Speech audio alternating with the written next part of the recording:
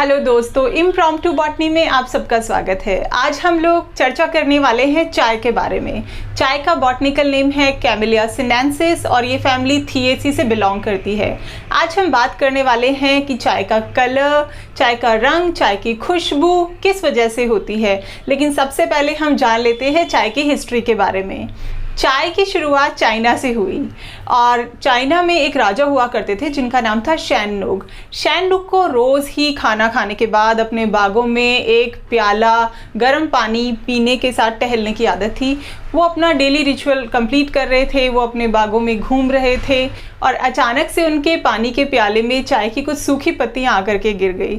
कुछ समय बाद उन्होंने ऑब्जर्व किया कि पानी का कलर चेंज हो गया। उन्होंने उसे जब ड्रिंक करके देखा तो उन्हें उसका टेस्ट काफ़ी पसंद आया और उसे पीने के बाद उन्हें बहुत तरोताज़ा महसूस हुआ। उसके बाद से उन्होंने चाय को प्रमोट करना शुरू किया और उसके बाद से चाइना के अंदर चाय पीने की शुरुआत हुई। चाइना वर्ल्ड का नंबर 1 टी एक्सपोर्टर है। उसके बाद में नंबर आता है हमारा यानी भारत का। भारत वर्ल्ड का नंबर 2 टी एक्सपोर्टर है ग्लोबली अगर देखा जाए तो।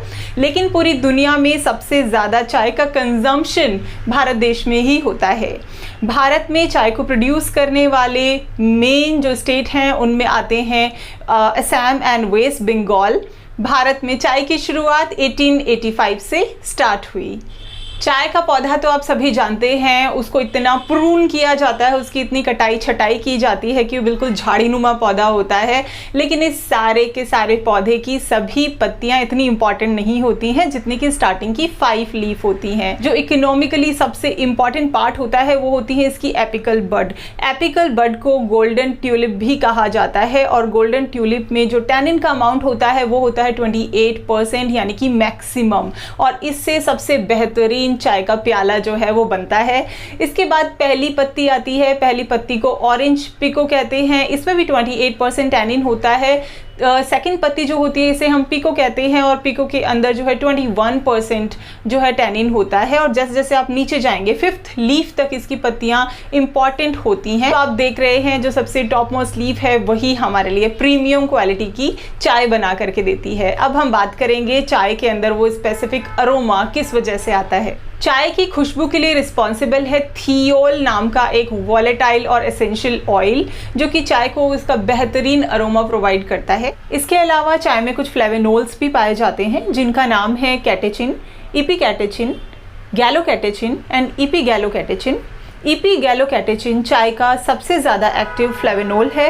इस फ्लेवेनोल की वजह से ही चाय में जो एंटीऑक्सीडेंट प्रॉपर्टी होती है वो सभी पाई जाती। चाय की प्रोसेसिंग के दौरान जब चाय का फर्मेंटेशन किया जाता है तो फर्मेंटेशन के प्रोसेस में फ्लेवेनोल्स का ऑक्सीडेशन होता है। इस ऑक्सीडेशन की वजह से फ्लेवेनोल जो होते हैं ये थियाफ्लेविन एंड थियारुबिन्स में कन्वर्ट हो जाते हैं और इन थियाफ्लेविन एंड थियारुबिन्स की वजह से ही चाय का वो एक स्पेसिफिक कलर और अरोमा पाया जाता है। चाय में आप जब पीते हैं तो हमें कुछ बिटरनेस फील होती है। ये जो बिटरनेस होती है इसके पीछे का कारण है एक पॉलीफिनोल। इस पॉलीफिनोल का नाम है टैनिन।